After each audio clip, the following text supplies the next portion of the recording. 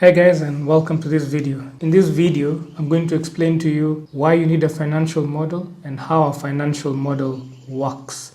So we're going to be using this financial model here, and you can access this via a link in the description. So why do you need a financial model? Well, the first reason is that it helps you understand your business. For you to build a financial model, for you to use a financial model, you have to think through each and every single aspect of your business. You have to think about your revenues, you have to think about your costs, you have to think about your assets, you have to think about your liabilities, and so on and so forth. By thinking through your business that way, you end up understanding it better because you look at it as the sum of its components. The second reason is that it gives you the data that you need to make informed business decisions. So you can see things like your profitability margins, you can see how much you're spending on each specific item, and by using that data you can make better business decisions. And finally, it gives you the numbers that you need to close your fundraise. When you go to investors, they will inevitably ask you for your projected financial statements. A financial model helps you get that. So that covers what a financial model is. Let's talk about how a financial model works. Models generally have three components. You have what we call inputs or assumptions, and then we have outputs. And in between those two, we have workings. The workings are what transforms your inputs into your outputs. So if we look at our financial model here, we have two sets of inputs. We have what we're calling our overall setup inputs, and we have our key inputs. So setup inputs are general, high-level things like what is the name of our company, in what currency does it operate, what sort of departments do we have, what are our revenue lines or revenue items, what are our escalations, and so on and so forth. And then here we have our key inputs. Our key inputs are more detailed and they go into very, very specific things.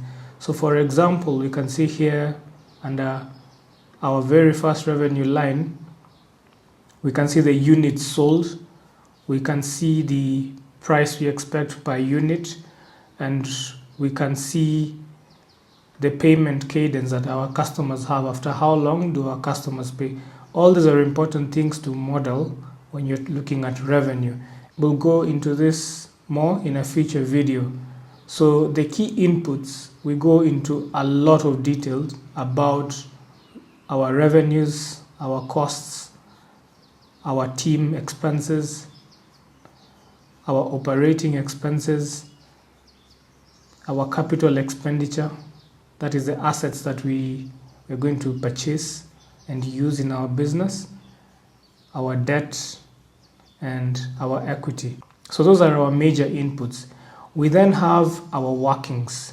Now, in this specific financial model that I'm using, again, link in the description, all the workings are automated for you. So all you have to do is put in your inputs and the workings will be automatically done and you will get your outputs.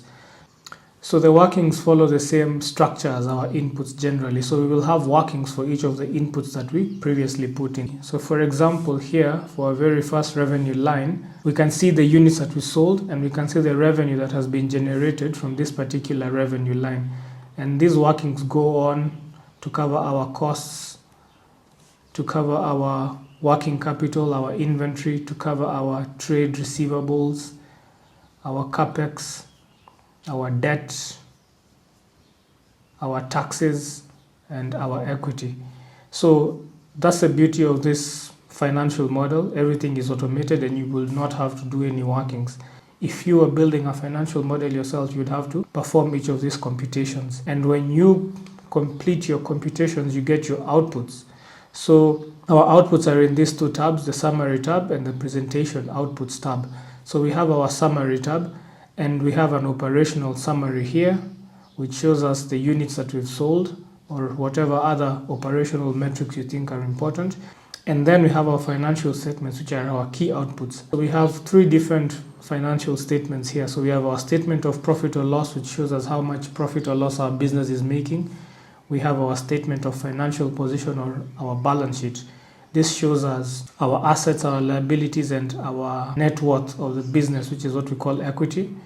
And then we have our statement of cash flows, which shows us where cash is going to or coming from in our business. And then finally, we have this presentation outputs tab, which is a summary that you could put in your pitch deck or in a PowerPoint presentation that you're going to show to investors. So we have the key metrics of our business. We'll have our revenue, we have our profits, we have our operating cash flow, we have our cash balances, our profit margins here, and an important metric here is how much capital we need to raise from our investors. So this model helps you figure out how much capital you need to raise. And then we have our returns here, and we have some graphs that we could put in our presentation. Another key thing we have here is our scenario selector.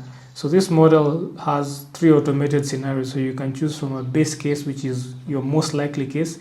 You have your best case here, which is if you shoot out the lights. And you have your worst case here is if things go very, very wrong. You can use this scenario selector to understand the key inputs for your business and how your business will perform depending on changes to those key inputs. So that's generally how a financial model works and what it is composed of. As I said, we have our inputs, we have our workings, and we have our outputs.